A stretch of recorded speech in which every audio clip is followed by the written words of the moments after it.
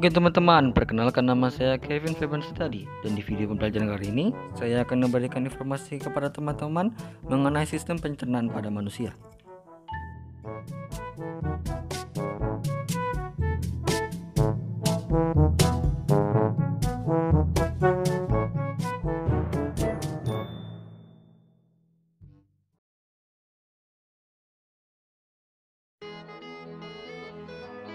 Sistem pencernaan adalah sistem yang berfungsi untuk mengelola makanan yang masuk ke dalam tubuh kita.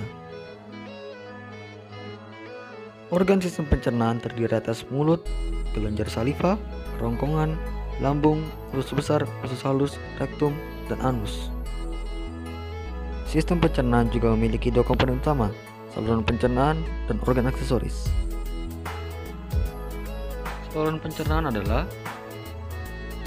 saluran yang dilalui oleh bahan makanan yang kita makan, yang dimulai dari mulut hingga ke anus. Sedangkan organ aksesoris adalah organ yang berfungsi untuk membantu proses pencernaan seperti hati, pankreas, dan kelenjar saliva. Terus, bagaimana sih proses pencernaan yang terjadi dalam tubuh kita? Simak penjelasan berikut.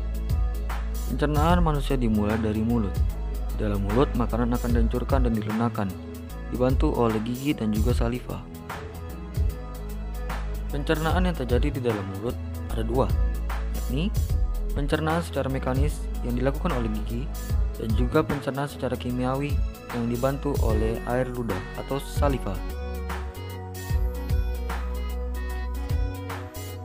Enzim yang terdapat di dalam mulut yaitu enzim amilase atau petialin yang mengubah amilum menjadi maltosa. Setelah dari mulut, makanan akan ditelan dan masuk ke dalam kerongkongan. Kerongkongan adalah saluran berbentuk tabung sepanjang 20 cm yang menghubungkan rongga mulut dengan lambung. Di dalam kerongkongan terjadi gerakan peristaltik, yaitu gerakan otot kerongkongan yang berkontraksi sehingga mendorong bolus ke dalam lambung.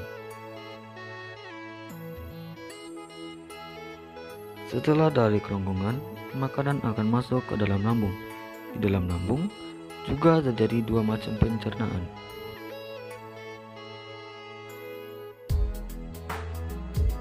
Yaitu secara mekanis, otot-otot lambung akan berkontraksi sehingga mengaduk-aduk bolus.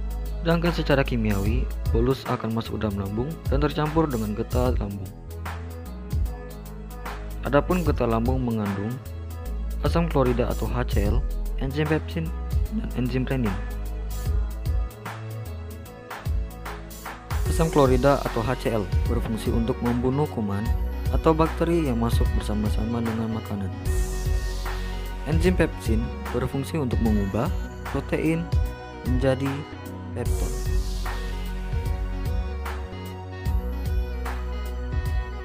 Dan untuk enzim renin berfungsi untuk mengendapkan protein kasein yang terdapat di dalam susu.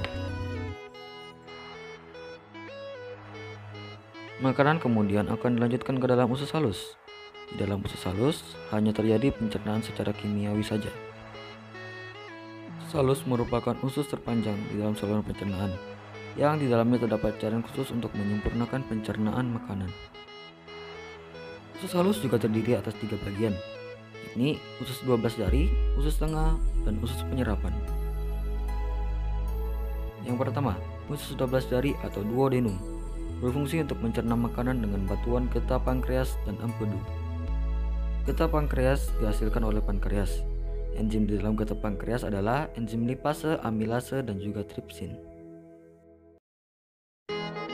Enzim lipase berfungsi untuk mengubah lemak menjadi asam lemak dan juga gliserol. Enzim amilase berfungsi untuk mengubah amilum menjadi glukosa.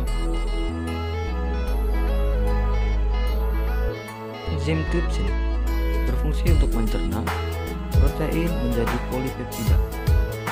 Adapun getah empedu dihasilkan oleh hati dan akan disimpan di dalam kantong empedu. Getah empedu berfungsi untuk membuat lemak akan dapat larut di dalam air. Pencernaan makanan akan dilanjutkan ke dalam jejunum atau usus tengah, yang berfungsi untuk mencerna makan sekali lagi agar zat-zat makanan yang mudah diserap. Zat-zat makanan kemudian akan dilanjutkan ke dalam ileum atau usus penyerapan, yang berfungsi juga untuk menyerap zat-zat makanan yang dibutuhkan oleh tubuh. Dan kemudian semua zat makanan tersebut akan diedarkan oleh darah ke seluruh tubuh dan juga sel-sel tubuh. Sedangkan sisa-sisa makanan yang tidak diperlukan akan dilanjutkan ke dalam usus besar.